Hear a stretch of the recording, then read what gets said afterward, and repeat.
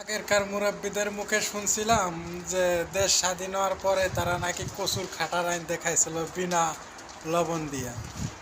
তা এখনও তো নতুন দেশ স্বাধীন হয়েছে, তা এখন দেখেন গরিব মানুষ কি বলে, খেটে খাওয়া মানুষগুলো কি বলে, তারা কি খায়। আবার আবার এই সরকার দরকার, হাসিনা সরকার আবার দরকার।